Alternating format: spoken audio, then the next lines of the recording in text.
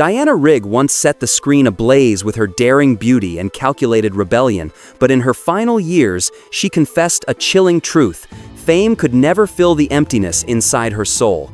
These never-before-seen private photos reveal a side of her life she once tried to hide. Why did she walk away from the Avengers at the height of her success, and what drove her to grapple with the idea of a gentle death from her hospital bed? Only by watching until the end will you uncover the darkest corners of a legend who once shook all of Britain. Diana Rigg was born on July 20th, 1938 inches Doncaster, South Yorkshire, into a middle-class family.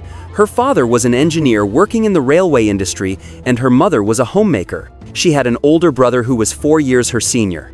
Because of her father's job, the family often had to move around. While her mother was pregnant, she returned to England so Diana could be born in her home country. However, just 2 months after her birth, the family relocated to Bikaner, Rajasthan, India, where her father managed operations for the Bikaner State Railway. From the age of 2 months to 8 years, Diana Rigg grew up in a land rich in color and culture, where she learned to speak Hindi as her second language. When Rigg turned 8, she was sent back to England to attend Fulneck School, a girls' boarding school in the Moravian settlement near Pudsey, Yorkshire. There she felt out of place in the strict and disciplined environment. She disliked the dull and regimented life of boarding school, but later admitted that her years in Yorkshire shaped her personality far more than her early childhood in India ever did. After graduating from the girls' school, Diana Rigg decided to pursue her passion for the arts and enrolled at the Royal Academy of Dramatic Art, RADA, from 1955 to 1957. However, life at RADA was anything but easy. Rebellious and a bit defiant by nature, Rigg often partied, dated various men, and occasionally showed up to class drunk. At one point, she nearly got expelled for breaking the Academy's strict rules. Yet, her natural talent and undeniable charm convinced the faculty to let her stay. A decision that proved wise as Rigg went on to become one of RADA's most celebrated alumni. During her time at RADA, Diana Rigg formed friendships with fellow students who would also go on to become famous, such as Glenda Jackson and Cyan Phillips. The three shared a deep passion for the performing arts, even though each would later carve out her own distinctive career path and artistic legacy. Diana Rigg began her artistic career on stage playing Natasha Abashwili in the Caucasian Chalk Circle at the York Festival in 1957. This performance became a crucial stepping stone, leading her to join the Royal Shakespeare Company, where she remained from 1959 to 1967.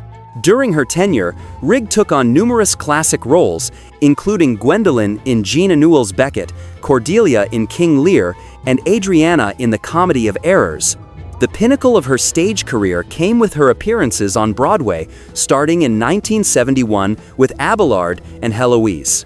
In that production, she shocked audiences worldwide with a daring nude scene alongside her co-star Keith Mitchell. The role not only catapulted her to international fame, but also earned her a Tony Award nomination for Best Actress in a Leading Role. Rigg continued to prove her extraordinary talent with acclaimed performances such as in The Misanthrope 1975, which brought her a second Tony nomination. For Diana Rigg, the stage was not merely a platform for performance, it was the very essence of her artistic soul. She once reflected, "Theater is ephemeral, but in its own way, it is immortal." Nothing compares to the feeling of standing before a live audience, where every line and every emotion becomes a bridge between the actor and the viewer. Indeed, she remained devoted to the theater until as late as 2018, when she returned to Broadway as Mrs. Higgins in My Fair Lady. That performance earned her a 4th Tony nomination, marking a graceful and triumphant close to her remarkable stage journey. While theater came naturally to Rigg, her television and film career proved far more challenging. She faced both the glamour and the dark side of fame.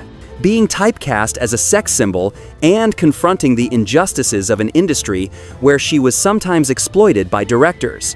Her breakthrough television role came as Emma Peel in the Avengers 1965 to 1968. One of the most iconic characters in British TV history, Emma Peel was not only intelligent and alluring, but also a trailblazing symbol of female empowerment on the small screen. However, the spotlight that came with her role also brought immense pressure. Rigg found herself overwhelmed by the burden of being labeled a sex symbol.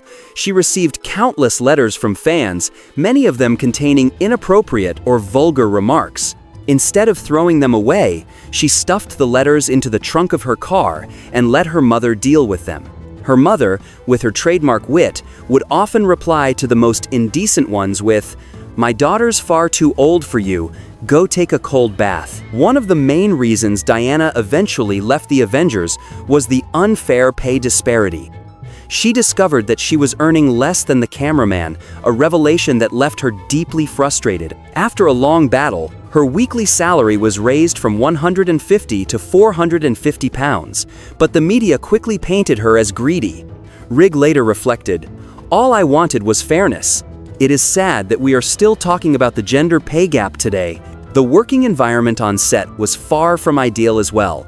According to Rigg, the only people she truly befriended were her co-star Patrick Macnee and her personal driver. This sense of isolation motivated her to seek new opportunities and expand her horizons. After leaving the Avengers, Diana Rigg shifted her focus to film, aiming to build her reputation in the United States. In 1969, she portrayed Tracy Bond in On Her Majesty's Secret Service, becoming the only woman ever to marry James Bond in the legendary franchise. The role marked a major turning point in her career as she finally received both a generous salary and the professional respect she had long been denied. Rigg often spoke fondly of her experience on the film. Everything was perfectly organized, from the script and the locations to the professionalism of the crew. It was a completely different feeling. The role of Tracy Bond not only established her name on the international stage, but also cemented her image as a versatile actress capable of transforming seamlessly between stage and screen. Throughout her long and illustrious career, Diana Rigg built a repertoire of unforgettable roles that continue to be remembered with deep admiration. Among her notable film appearances were The Assassination Bureau, Julius Caesar, Theater of Blood, and In This House of Breed, each leaving a distinctive mark on audiences. She also brought her signature charm and wit to The Great Muppet Caper, a delightful comedy featuring the beloved Muppet characters, where her performance once again showcased her remarkable versatility. A major turning point in her career came in 1987 when she portrayed the evil queen, the wicked stepmother of Snow White in Snow White, part of the canon movie Tales series. This role was a departure from her previous work, yet it perfectly displayed her ability to embody complex, commanding women with depth and conviction. For modern audiences, however, Diana Rigg is perhaps best remembered for her role in Game of Thrones. Beginning in the show's third season in 2013, she portrayed Lady Olenna Tyrell, a sharp-witted, cunning, and powerful matriarch. Rigg brought the character to life with extraordinary skill, instantly winning the hearts of viewers. Her portrayal of Lady Olenna created some of the series' most iconic moments, earning her an Emmy nomination for Outstanding Guest Actress in a Drama Series. She continued in the role through seasons 4, 5, and 6 before Lady Olenna's unforgettable and dignified exit in season 7. Her final film appearance came in Last Night in Soho 2019, released around the time of her passing. The film now stands as a poignant tribute to her legacy, a final performance that encapsulated the grace, strength, and magnetism that defined her career. Beyond her acting career, Diana Rigg's love life was a fascinating story in itself, filled with complexity, passion, and no shortage of controversy. Her romantic relationships often made headlines, yet she remained unapologetic and proud of every choice she made. Her first and most talked about romance began in the early 1960 seconds with director Philip Saville. The relationship drew attention not only because of their age difference — Philip was 8 years older — but also because he was still married to actress and filmmaker Jane Arden. Despite public disapproval, Diana and Philip lived together for 8 years, even though he never formally divorced his wife. Her next relationship was with George Lazenby, her co-star in On Her Majesty's Secret Service, where Diana famously played the only Mrs. Bond in the entire James Bond franchise. Though their on-screen chemistry was intense and romantic, their real-life relationship failed to withstand the challenges of reality. According to George, the two had agreed to stay faithful during the filming period, but that pact was broken when Diana caught him being intimate with another woman. Diana reportedly expressed her displeasure by deliberately eating garlic before filming their kissing scenes. Diana's relationship with artist Menachem Geffen appeared to be more stable. They married in 1973, though Diana herself predicted the marriage would not last. True to her words, the couple separated after just 1 year. After her divorce, Diana entered a new relationship with theater producer Archibald Sterling. The relationship gave her renewed hope, and the two eventually married in 1982, several years after welcoming their daughter, Rachel, in 1977. However, fate once again dealt her a cruel hand when Archibald betrayed her by having an affair with a younger actress, Jolie Richardson. The marriage ended in heartbreak, but despite the pain, Diana and Archibald managed to remain on friendly terms, co-parenting Rachel together. Remarkably, Diana even became close friends with Archibald's new wife, Sharon. Still, deep down, Diana never truly forgot the betrayal, and she found her own subtle way to take revenge.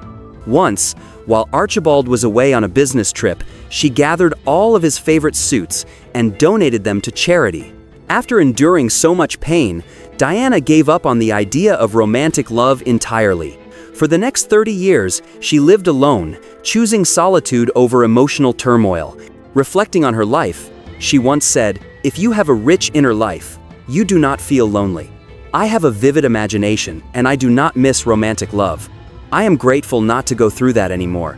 Yet, in truth, Diana was never someone who knew when to stop. This restlessness revealed itself in small habits that eventually became dangerous obsessions, affecting not only her personal life, but also her career. She could never simply pause or rest as long as there was work to be done. Only when the industry no longer had a place for her did she finally slow down. Even then, Diana Rigg continued working, defying age and illness until her body could no longer keep up with her unyielding spirit. At the age of 81, despite her illness and failing lungs, Diana did not give up her work. Her career, although coming to an end, continued to be maintained until she was on her deathbed. In March 2020, she was diagnosed with terminal lung cancer, and doctors predicted that she had only 6 months to live. In her final months, Diana struggled to find relief from the pain. She asked her daughter Rachel to help her die peacefully and made a series of recordings calling for changes to the laws on assisted dying. Finally, on September 10, 2020, Diana Rigg passed away at her daughter's home in London at the age of 82. Her life ended peacefully, and when she passed away, Diana left behind an estimated net worth of $10 million. Her struggles in life, from love to career and health, will forever be an integral part of the story of a strong and resilient woman.